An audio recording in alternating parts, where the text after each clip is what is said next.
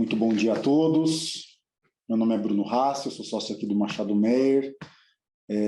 Queria primeiro agradecer a todos os presentes aqui.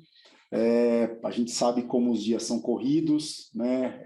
Anos atípicos a gente tem vivido, épocas de ano também que ficam mais corridas para um do que para outros.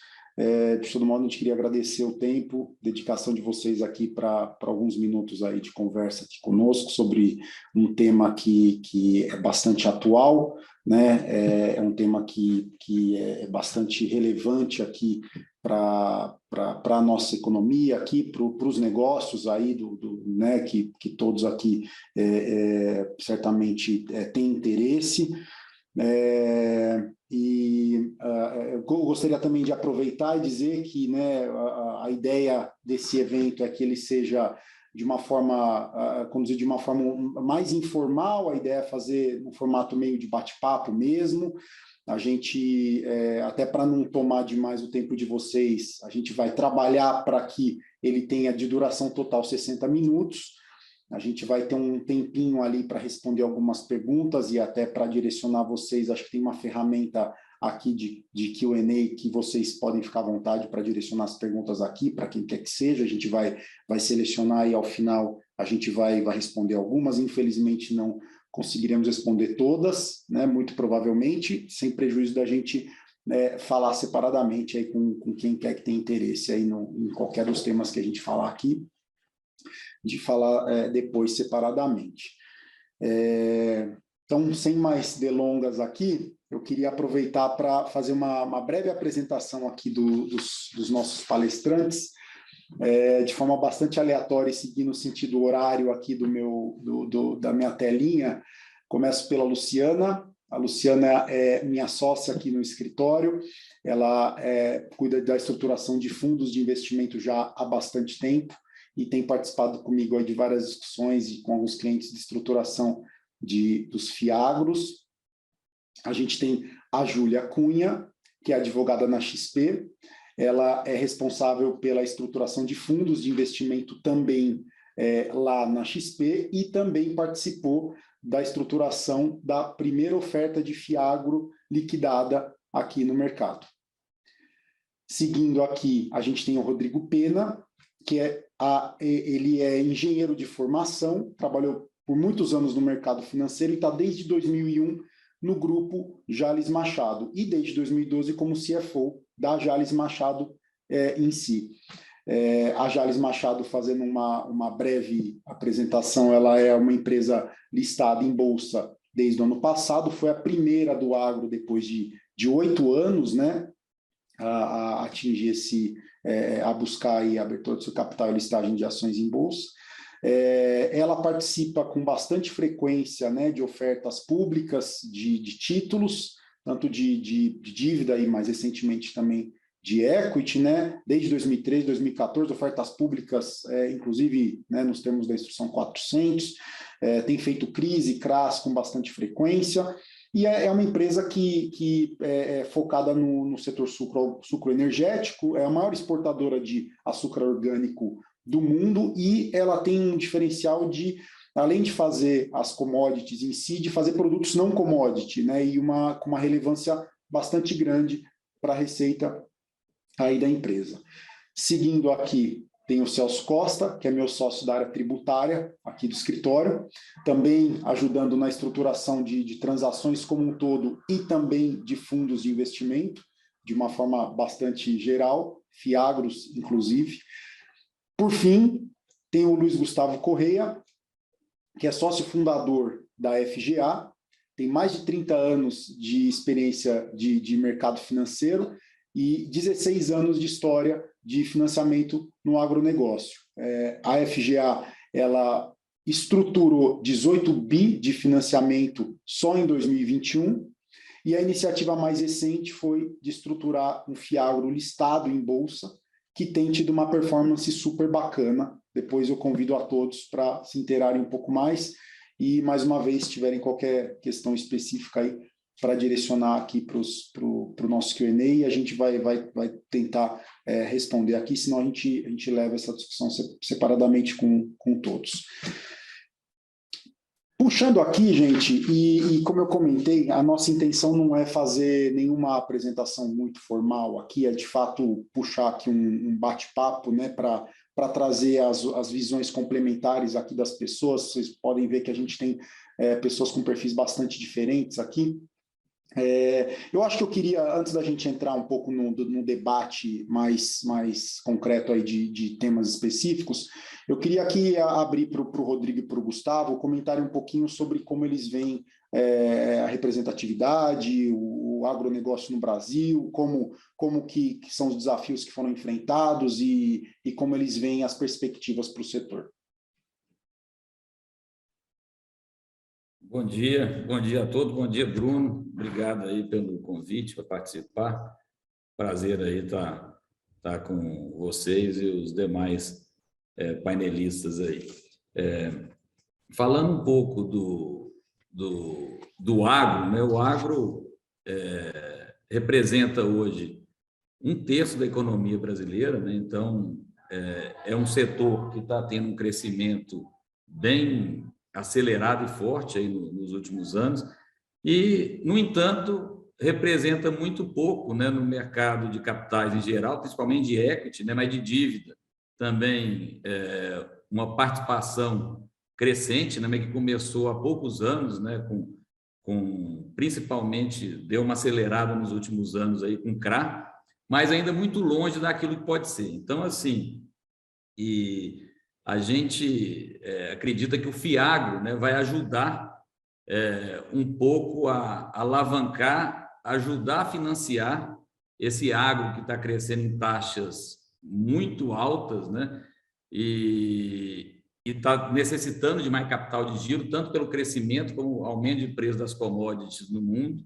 Então, isso vai dar mais flexibilidade e mais fonte de recursos, né, para permitir dar vazão para esse crescimento do agro, né? A gente também percebe que isso vai permitir trazer um novo player, né? Porque o CRA tinha um problema que ele não tinha um agente institucional provendo liquidez para esse mercado, né? Ficava direto nas pessoas físicas e o investidor institucional não podia fazer parte. Com o FIAGRO, resolveu esse problema. Então, assim como o CRI passou a ter a presença do investidor institucional como também comprador dos papéis aí de financiamento ao agro. Então, assim, a gente acha que o agro é o setor mais competitivo, né, do país, né? O agro é um dos poucos setores no Brasil que ganha produtividade ano a ano, né? E é super competitivo, né? O Brasil é o celeiro do mundo, então ele precisa ter mais participação, e no passado dependia muito do financiamento subsidiado do governo, e isso também está sendo reduzido, né, ao longo dos últimos anos. Isso era um peso para o Estado, né, porque você tem que pagar um diferencial de taxa de juros aí para financiar o agro, e deu mais liberdade para o mercado se autorregular e participar desse funding, né, que era muito concentrado aí no Estado e tudo. Então, a gente enxerga o FIAGRO, todos os instrumentos que foram criados aí recentemente, vai dar muita liquidez, fonte de recursos e prover aí o agro de fazer seu crescimento. Posso acrescentar aqui algumas coisas, Bruno? Por favor. Bom, obrigado pelo convite, obrigado a todo mundo que está gastando um tempo aqui para nos ouvir. Obrigado também ao pessoal que está debatendo aqui um pouco os temas junto conosco. Rodrigo aqui é conhecido de longa data, né, Rodrigo? Eu brinco aqui que às vezes a história da FGA se mistura um pouco com a história da Jales Machado de acesso aos diversos mercados. Ele foi cliente, é cliente nosso, né, desde 2005, desde a nossa fundação. Mas o que eu queria acrescentar aqui, reforçando alguns aspectos que o Rodrigo já chamou a atenção, quando a gente olha o agro, a gente acaba não enxergando que o mundo corporativo do agronegócio, em termos de ter essas grandes empresas que a gente tem hoje, ele tem uma história relativamente recente dentro do mercado brasileiro. o agro nosso ganhou muita competitividade em termos mundiais, né? Então, hoje a gente é o maior exportador de carne bovina, maior exportador de açúcar, maior exportador de suco de laranja, top 5 de soja, top 5 milho, que não éramos relevantes. E algumas questões fizeram com que isso acontecesse. Então, primeiro, é a ocupação do Centro-Oeste como produtor de grãos e até de cana-de-açúcar, que vem num ciclo seguinte, onde a Jalles Machado está inserida. Quando a gente fala em termos de história, nós estamos falando disso acontecer nos últimos 30 anos. Se a gente olhar para a industrialização do Brasil, nós estamos falando de uma história de mais de 100 anos. Então, embora o Brasil o Brasil venha a ser colonizado a partir da agricultura, né, com cana no litoral do Nordeste, depois no litoral de São Paulo, o crescimento do agronegócio com as grandes empresas e o Brasil se tornando um player relevante numa diversidade grande de commodities, isso acontece nos últimos 30 anos. Anterior a isso, a gente teve lá o ciclo do café, ciclo da cana e ciclo do café de 1920. Por que eu faço esse comentário?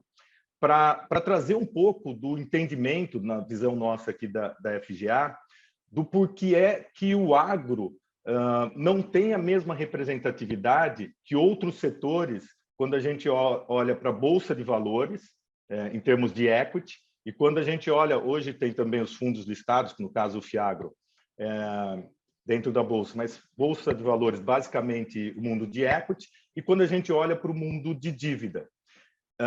Então, o entendimento nosso é que esse processo é um processo que vem sendo construído naturalmente em função do crescimento do agronegócio como empresa corporativa. Então, aí a gente vê os grandes frigoríficos que vêm a ser empresas listadas e se tornam players globais, né? Aí a gente vê algumas empresas do setor sucroenergético que vêm a ser listada no primeiro ciclo de equity. Depois a gente vê, como foi na época Açúcar Guarani, que hoje é Teriô, foi São Martinho. Depois a gente vê o mundo de dívida no mercado de capitais, que acontece via, basicamente, o CRA. A Jalles Machado foi uma das primeiras a fazer uma emissão pública numa oferta, tanto numa oferta 476 de CRA, corporativo, porque isso tem uma diferença, depois a gente pode explorar um pouco mais, como numa oferta 400, depois também acho que a gente vai explorar as diferenças entre as duas ofertas, a 476 e 400, mas nós estamos falando dessa oferta de Jalles, se não me engano, 2014, 2015. Então, é um processo muito, muito recente. A XP, a Júlia está aqui para falar um pouco também sobre a parte jurídica, mas a XP teve muita responsabilidade na construção desse mercado de dívida para o agronegócio, sendo pioneira em levar para o mercado a possibilidade dele investir em títulos de dívida do agronegócio. Então, o que eu acredito? Que com a continuidade desse processo, nós vamos ter o agro como uma forma mais presente para que o investidor, seja através dos títulos de dívida, seja através de investimentos como um instrumento novo, que é o próprio FIAGRO, seja através de equity, comprando ações de empresas do agronegócio, participar desse setor, que, como o Rodrigo já falou, é 1/3 da economia local, e que é o setor que tem características competitivas em termos globais.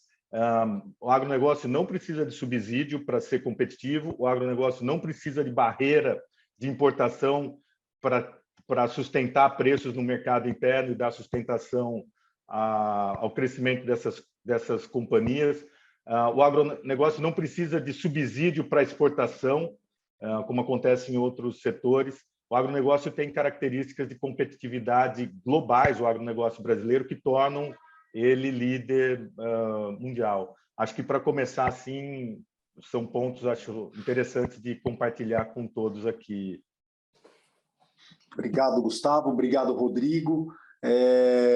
Pessoal, acho que a ideia agora seria a gente começar a falar um pouquinho de alguns produtos, algumas estruturas, né? E acho que os próprios palestrantes iniciais aqui já puxaram aqui, deixaram a deixa, né, para a gente falar um pouquinho sobre Fiagro. Eu acho que a única introdução que eu gostaria de fazer é que, ao longo dos anos, a gente tem visto leis muito emblemáticas sendo postas, né? Acho que temos algumas leis aqui que podem ser importantes para a nossa conversa, que é a lei da CPR, a lei dos títulos de crédito de agronegócio, a própria lei do agro, que introduziu uns conceitos, fez algumas modificações aí em algumas leis importantes, e também o decreto que instituiu ali a CPR Verde, que a gente pode falar um pouquinho mais. Mas eu acho que agora eu queria abrir aqui para a Luciana e para a Júlia falarem um pouquinho sobre Fiagro. Bom dia, pessoal. Um prazer estar com todos vocês, os painelistas e todos os presentes. Agradecemos a presença de todos vocês e tratar desse assunto que é tão atual e relevante. Mas como, puxando um pouco o gancho aí do Rodrigo e do Gustavo, há muito tempo o mercado vem discutindo formas de financiamento do agronegócio, das cadeias produtivas do agronegócio.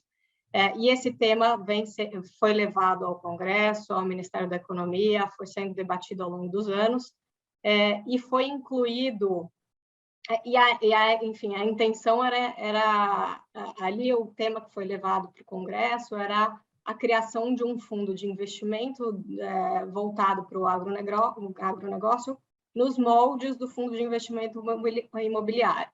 E aí, em 2020, esse tema foi incluído no projeto de lei 5.191, do deputado Arnaldo Jardim, e com os debates, isso culminou na lei 14.130 de março de 2021, que alterou a lei 8.668 de 93, que é a lei do Fundo de Investimento Imobiliário, e instituiu o Fiagro, que é um fundo de investimento nas cadeias produtivas agroindustriais.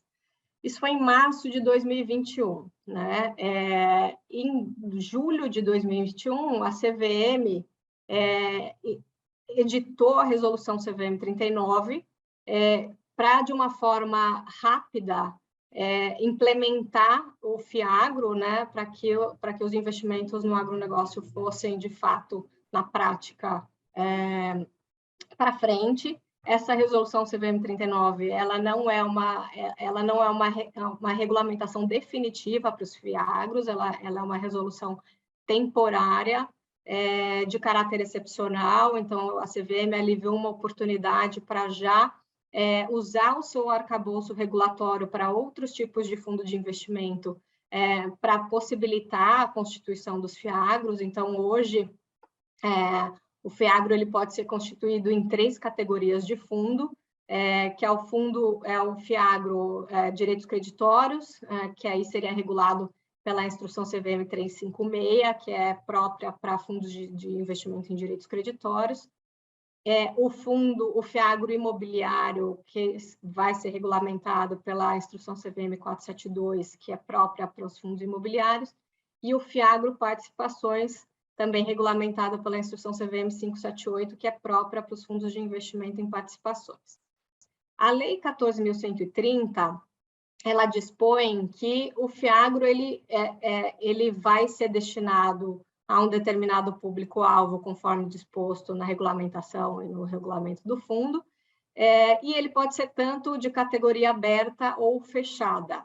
E aí, só lembrando aqui, para quem não é muito familiarizado com fundos, um fundo de categoria aberta é aquele que admite resgate das cotas, né, dos recursos do investidor a qualquer momento durante o prazo de duração do fundo, e um fundo que é um condomínio fechado, ele só admite o resgate das cotas na liquidação do fundo, no final do seu prazo de duração. E aí, quando a gente fala que o Fiagro ele é dividido nessas 3 categorias, ele passa, então, a seguir especificamente as regras dessas categorias de fundo. Então, se for um fundo de investimento, um Fiagro imobiliário, ele pode ser um fundo voltado para investidores público geral, ele não tem uma limitação de tipo de investidor, e ele só que ele só pode ser de condomínio fechado.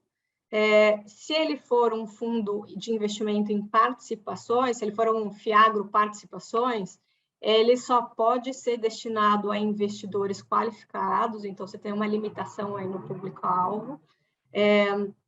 E aí, lembrando que investidores qualificados pela regulamentação da CVM são aqueles pessoas físicas ou jurídicas que têm investimentos financeiros acima de R$1 milhão, ou outros tipos de investidores, conforme lá qualificados. E o FIAGRO Participações também só pode ser condomínio fechado.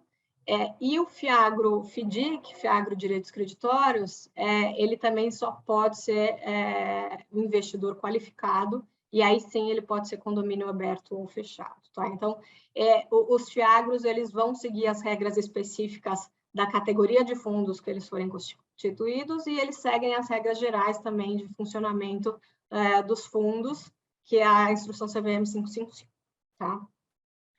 E aí, como eu disse, essa regulamentação da CVM, a resolução 39, ela é temporária, a CVM, ela tem a intenção de lançar uma audiência pública específica ainda em 2022 para regulamentar os FIAGROS especificamente, e aí isso vai ser precedido da audiência, estudos conduzidos pela própria CVM, manifestações do mercado, e por aí vai, né? Então, por enquanto, esse foi o jeito que a CVM achou de de uma forma rápida, implementar a Lei 14.130.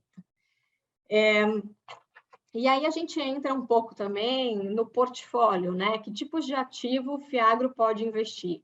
Ele vai investir em imóveis rurais, ele pode investir em companhias, em sociedades que integrem a cadeia produtiva do agronegócio, do agroindustrial. Ele pode investir em direitos creditórios, ele pode investir em ativos financeiros, títulos de crédito ou valores mobiliários também que integrem a cadeia produtiva do agronegócio, direitos creditórios do agronegócio, títulos de securitização, direitos creditórios imobiliários relativos a imóveis rurais e títulos de securitização, e cotas de fundos de investimento que tenham pelo menos 50% do seu patrimônio investido nesses ativos, tá?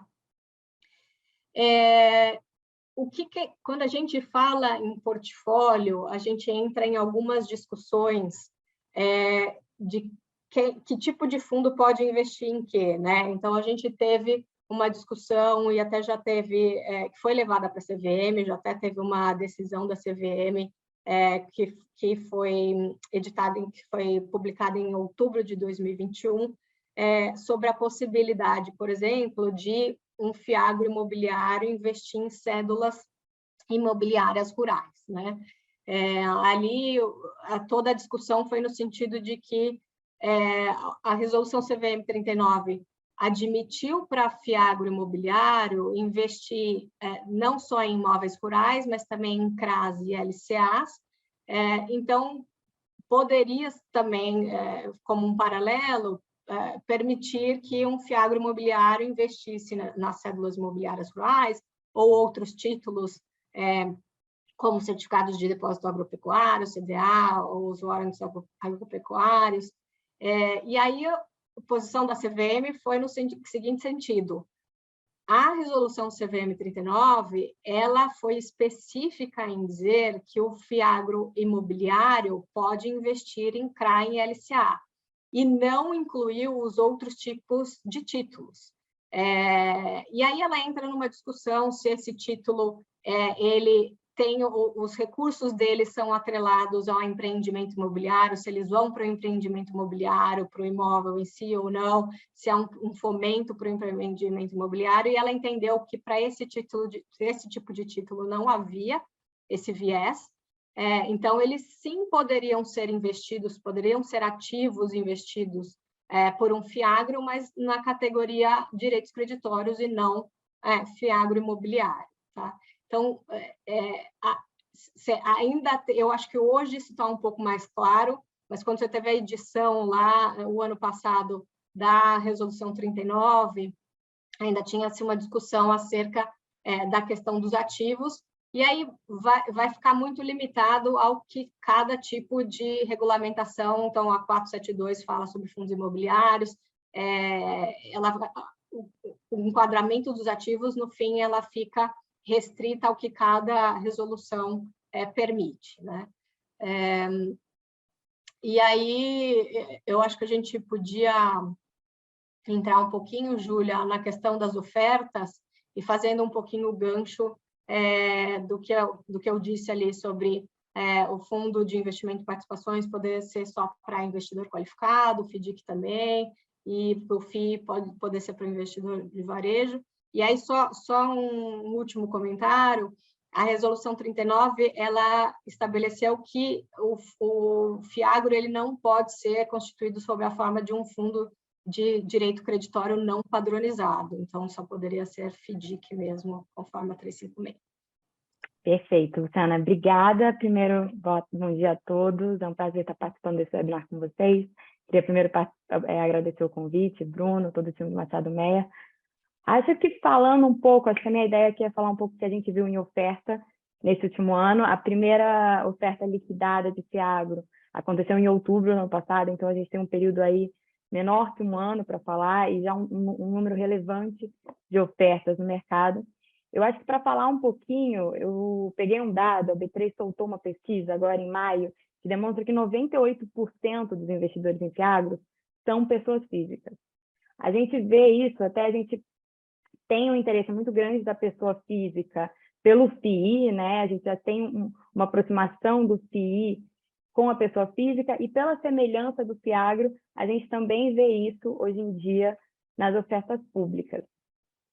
Fazendo um levantamento rápido aqui, hoje em dia a gente tem dois tipos de ofertas, né? Acho que vale falar isso para começar o contexto. A gente tem a oferta realizada sob a égide da Instrução CVM 400, que é a oferta com amplos esforços de colocação, na qual a gente não tem nenhuma restrição de acesso ao investidor, de qualificação de investidor e nem de número de investidores acessados.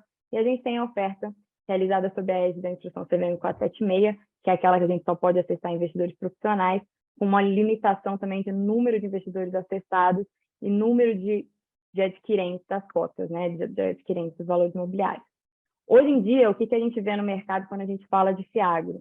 A gente já tem 20 ofertas realizadas sob a égide da Instrução CVM 400, ou seja, registradas na CVM desde outubro de 2021, contra somente 4 ofertas 476 de FIAGRO imobiliário. E quando a gente vai falar sobre o FIAGRO FDIC, a gente tem uma única oferta realizada sob a égide da oferta da Instrução CVM 400, até puxando um pouco o gancho do que a Luciana falou, a gente tem essa limitação do FIAGRO FDIC só para investidores qualificados, contra 7 ofertas realizadas sob a égide da Instrução CVM 476. A gente ainda não tem nenhum FIAGRO FIP registrado na CVM. Acho que essa é uma categoria ainda pouco explorada. A gente pode abordar aí o assunto, talvez em um outro webinário, que a gente vai tentar pontuar o que tá em destaque, né, no mercado. Mas a gente vê essa grande diferenciação entre a procura do investidor pessoa física pelo FIAGRO, categoria imobiliário, e um pouco mais do investidor profissional, né, até pela regulamentação regulatória, do FIAGRO FDIC. E acho que eu falei muito da procura pelo FIAGRO imobiliário, e vale a gente quebrar um pouquinho o FIAGRO imobiliário em 2. Hoje em dia, o que a gente vê no mercado, o tipo de FIAGRO mais procurado é o FIAGRO de papel. É o FIAGRO que permite o investimento preponderantemente em CRA.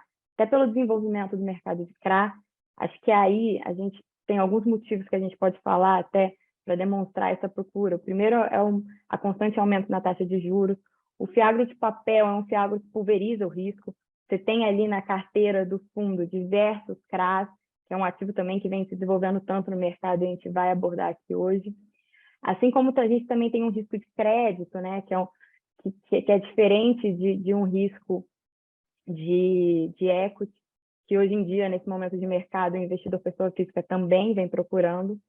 E eu acho que um ponto do FIAGRO, categoria imobiliário de papel, que vale a gente trazer, o que permite a gente estruturar hoje em dia os FIAGROs de CRA, é uma exceção da Instrução CVM 472, que permite, que cria, né, uma exceção ao limite de concentração por ativo financeiro. Então, a gente consegue ter aí no portfólio do fundo até 100% dos ativos alocados em CRA, observados lá todas as demais posições, principalmente em relação a limite de concentração por emissor e etc., da Instrução Geral 555. Quando a gente vai para o FIAGRO de papel, a gente ainda não tem visto tanto FIAGRO de papel no mercado. Acho que é esse o recado aqui. O que realmente tem sido procurado é o FIAGRO de papel. Mas quando a gente vai para o FIAGRO de terra, a gente começa a ver um desenvolvimento que é muito legal. A gente começa a ter os primeiros FIAGROs de terra setoriais. Então, a gente tem alguns FIAGROs focados para imóveis rurais de determinados territórios do Brasil, ou até mesmo FIAGROs de terras focados para armazenagem, irrigação, que é muito legal, que até a gente fazendo esse paralelo com a indústria do FI, né, que a gente tem os FIs setoriais e por segmento. E a nossa expectativa aqui em relação ao FIAGRO de terra é que com a nova regulamentação da CVM, uma norma robusta, que olhe o campo e não a cidade, a gente consiga ter um desenvolvimento maior desse FIAGRO. Eu acho que vale até dizer que antes mesmo da edição da norma, a gente já tinha alguns FIs no mercado, né, que olhavam o mundo rural e focavam nessa área. Enfim, a gente falou bastante de números aqui, no número de FIAGROs, que já fica um pouco claro aí o potencial que esse veículo tem, o potencial de aproximar o investidor a títulos rurais que muitas vezes não seriam acessíveis ao investidor de varejo, e a nossa expectativa aí com uma norma robusta da CVM, que venha atender todas as demandas, né? A própria CVM, quando edita a resolução CVM 39, ela fala que está buscando entender o mercado e quer entender quais são as nossas demandas para poder cada vez mais evoluir com esse produto. Obrigada. Obrigado, Júlia. Obrigado, Luciana. Celso, se você puder falar um pouquinho sobre aspectos tributários aí de FIAGRO, depois eu gostaria de ouvir um pouco do Gustavo e do Rodrigo aí sobre o produto especificamente. Não, claro. Então, bom dia para todos aí. Muita satisfação que eu participo desse grupo. E sobre aspectos tributários, especificamente, desde cedo fica o aviso de que investimentos em FIAGROs podem ser bastante atrativos. Então, há a possibilidade de se conseguir uma rentabilidade extra em razão de alguns mecanismos que foram instituídos em lei. Acreditamos que há espaços para melhora, mas os mecanismos atualmente existentes, eles tendem a auxiliar aqui a alavancagem do FIAGRO e seus investimentos, os modos explicados pelos colegas que antecederam aqui a minha fala. Bom, o que o FIAGRO tem aqui para ser tratado do ponto de vista tributário? Para falar do ponto de vista tributário, nós temos que visualizar a vida do FIAGRO, né? Então, a FIAGRO tem uma etapa que é a sua integralização. Depois, o FIAGRO tem uma etapa em que ele gira os seus ativos no portfólio. E, finalmente, a etapa do desinvestimento, onde os recursos que foram geridos pela carteira do portfólio são distribuídos aos cotistas. Eu vou falar rapidamente sobre cada uma dessas etapas para dar uma boa visão sobre como funciona a tributação do FIAGRO. Primeiramente, como minha colega Luciana mencionou, os FIAGROs hoje, em razão de uma regulamentação transitória, estão divididos em FIAGROs que investem em direitos creditórios, FIAGROs que têm semelhança de fundo de investimento imobiliários e FIAGROs de investimento FIPS, investimento em participações, né? A tributação do FIAGRO, na lei, não distingue nenhuma dessas categorias, né? Ela é firme e é aplicável a esses FIAGROs de forma indistinta. Bom, tendo dito isso, na integralização, o FIAGRO traz uma novidade.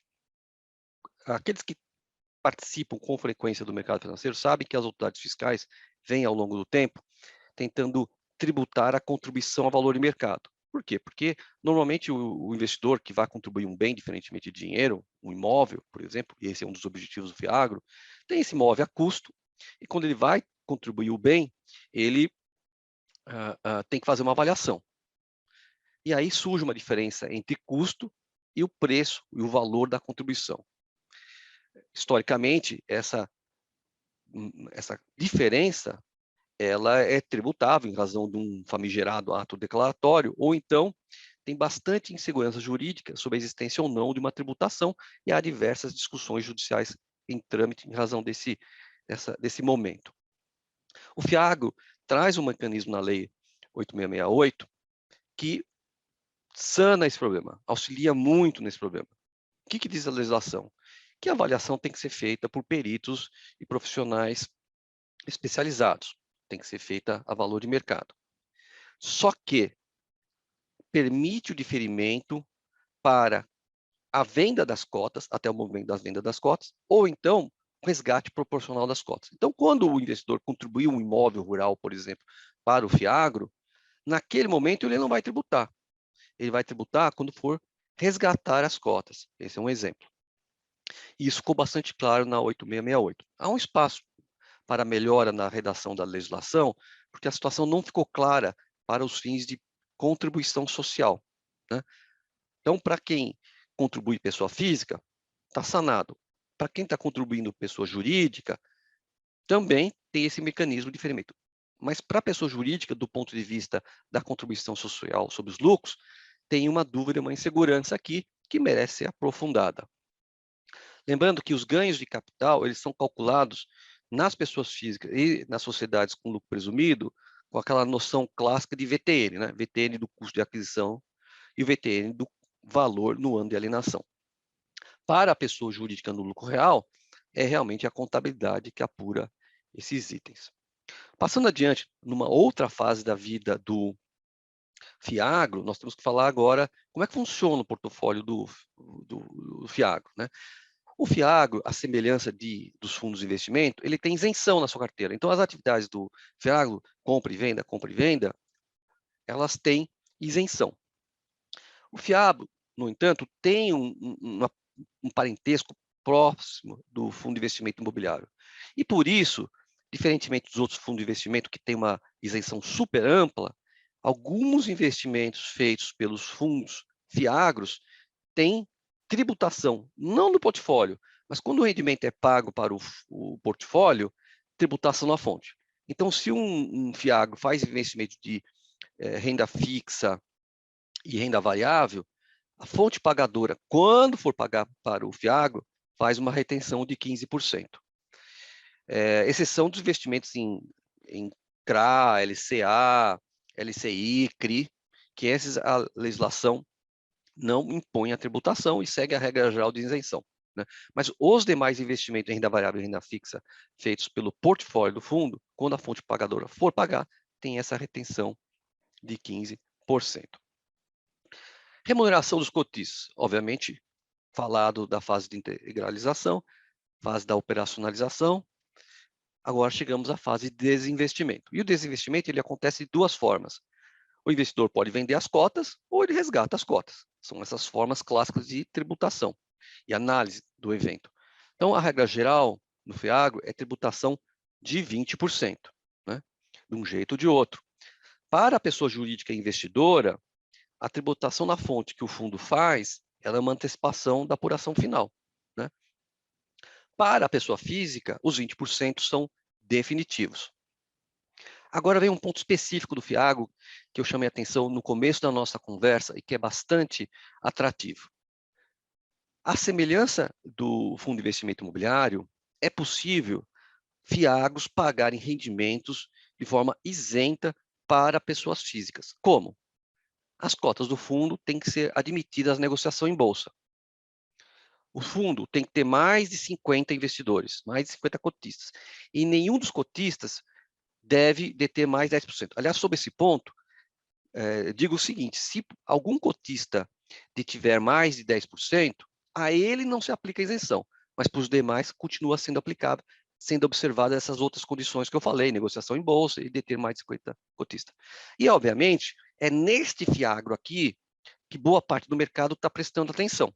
Por quê? Porque lançando esses produtos, e a XP vem fazendo isso junto com o nosso com o Fábio aqui, da FGA, o Gustavo da FGA, o Rodrigo, o que vai acontecer?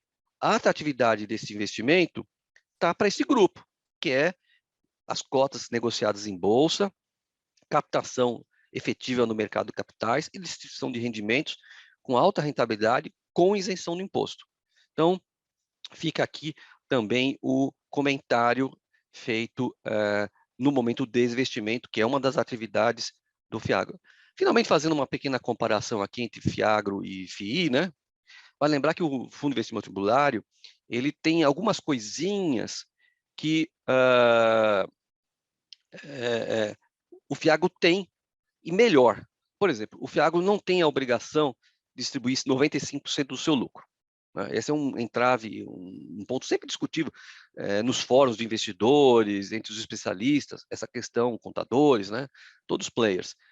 Não há essa necessidade no FIAGRO. E também, se algo por acaso ocorre de maneira, vamos dizer assim, irregular no FIAGRO, um risco é sempre aquela questão da equiparação à pessoa jurídica e tributar o fundo de investimento imobiliário como se pessoa jurídica fosse, que é um risco que ocorre nos fundos de investimento imobiliários.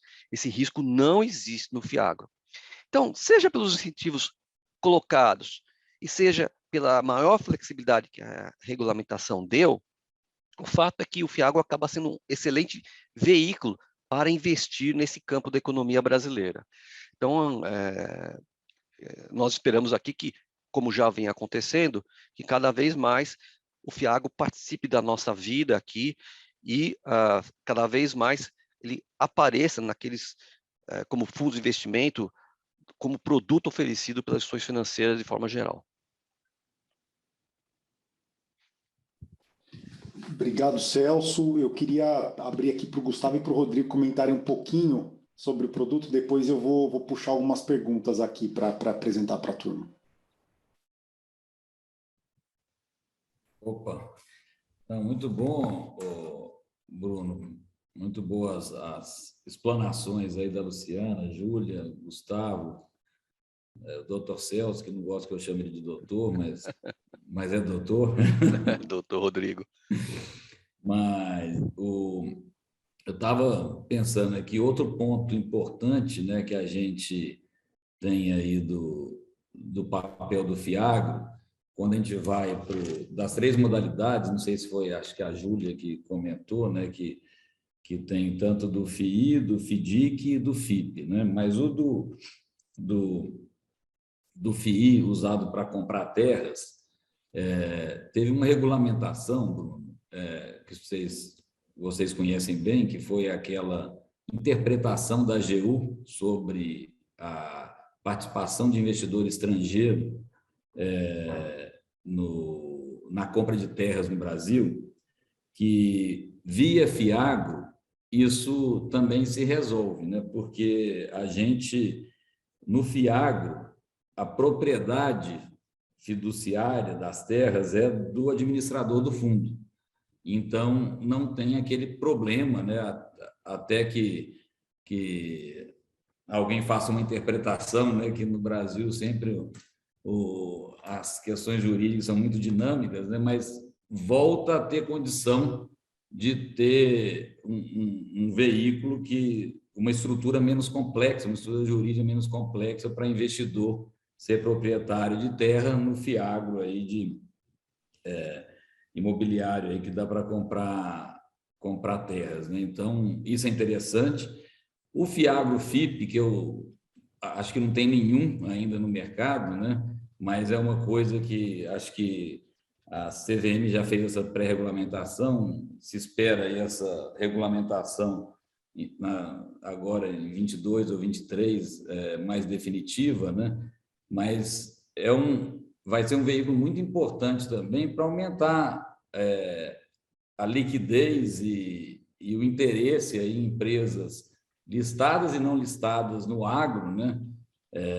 Vai ser um veículo importante e vai precisar muito da criatividade aí dos gestores, né? Como a FG Agro e todos a FGA e todos os demais gestores aí de FIAGRO de ter criatividade aí para alavancar ainda mais essa liquidez e esse investimento aí no agro, né? A gente tem que que transformar o agro em ter no mercado de capitais essa mesma representatividade que tem na economia real, né, que a gente comentou aí dos 33%, e eu achei que essa lei que trouxe o FIAGRO tem uma importância até em questão de política fiscal brasileira, né, porque tira essa questão do Estado, desse custo que eu falei no início, né, de ter que bancar o diferencial de taxa para fazer investimentos aí no setor agrícola, deixar isso mais o pequeno produtor, né, e o grande produtor ter aí uma fonte de recurso competitiva, né? Então, às vezes tem aquela interpretação, o governo está fazendo uma renúncia fiscal em ter a isenção aí no FIAGRO, desde que cumpra aquelas 3 características aí colocadas pelo Celso, né? Mas não é, porque o custo do governo em não fazer é muito maior. Isso, na verdade, hoje ele coloca, ele estaria deixando de colocar e deixando que o agro tenha regras de mercado aí para se financiar, ser competitivo e crescer aí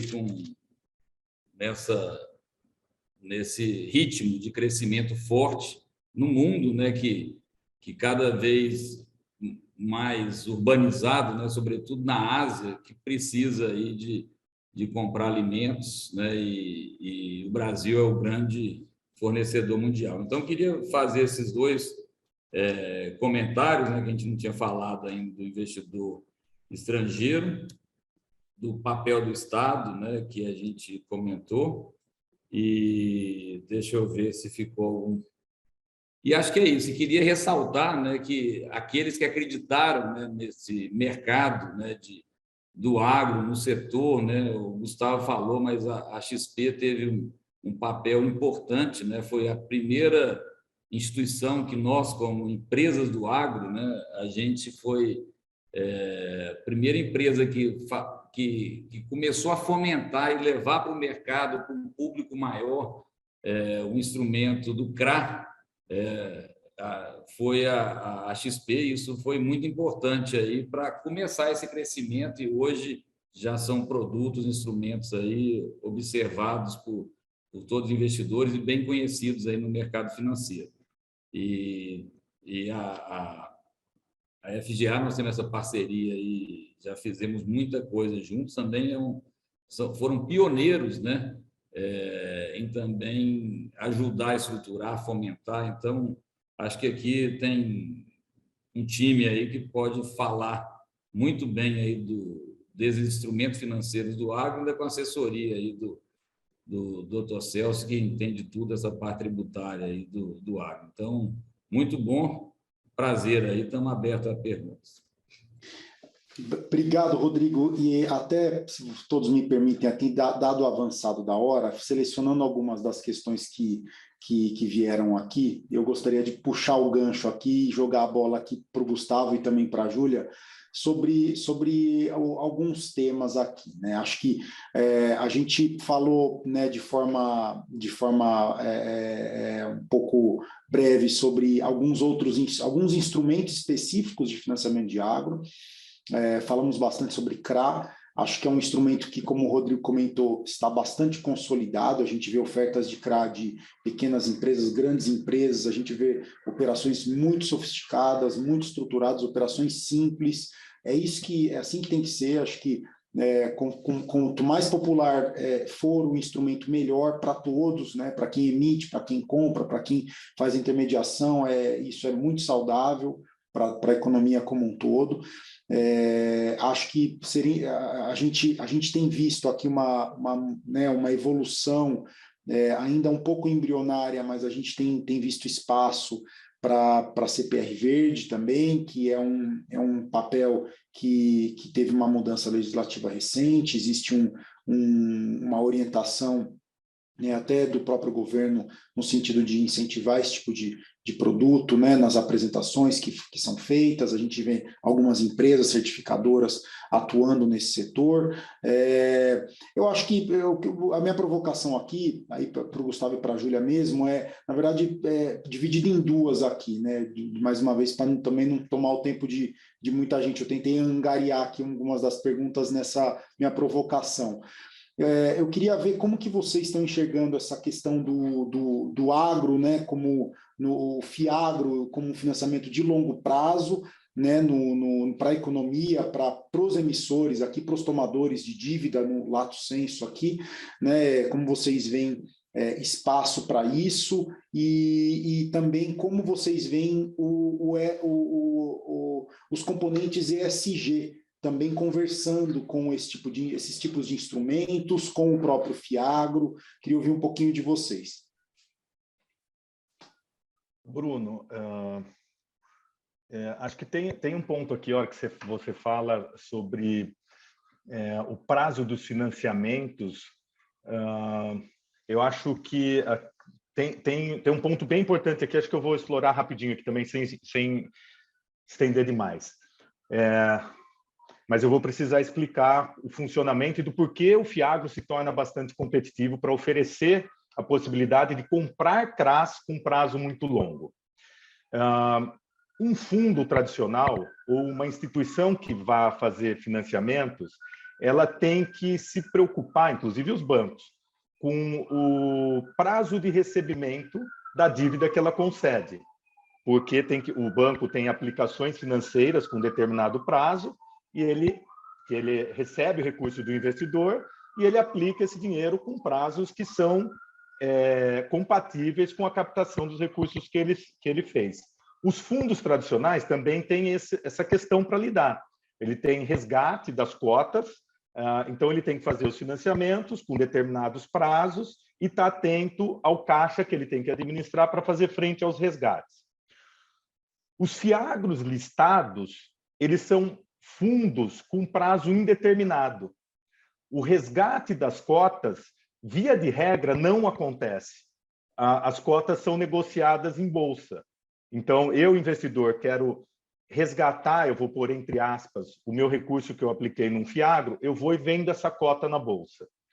O que isso daí confere para os gestores, como é o caso do nosso fundo, de vários outros que estão aplicando em papel? Os FIAGROs conseguem fazer financiamentos de prazo mais longo para as companhias, quando comparado com os bancos e quando comparado com o próprio investidor pessoa física, que ele compra um CRA, então ele espera o resgate desse CRA num determinado tempo. Os FIAGROs listados, né, e estou falando especificamente da classe dos FIAGROs que são listados em bolsa, eles têm essa condição de fazer o financiamento com prazo, em tese, um FIAGRO poderia até ter um papel perpétuo, que só recebesse juros para que esse FIAGRO pudesse fazer a distribuição. Então, isso torna o FIAGRO bastante competitivo sob as duas óticas, sob a ótica do investidor e sob a ótica do tomador do financiamento. Então, sob a ótica do tomador do financiamento, ele vai poder tomar via FIAGROs,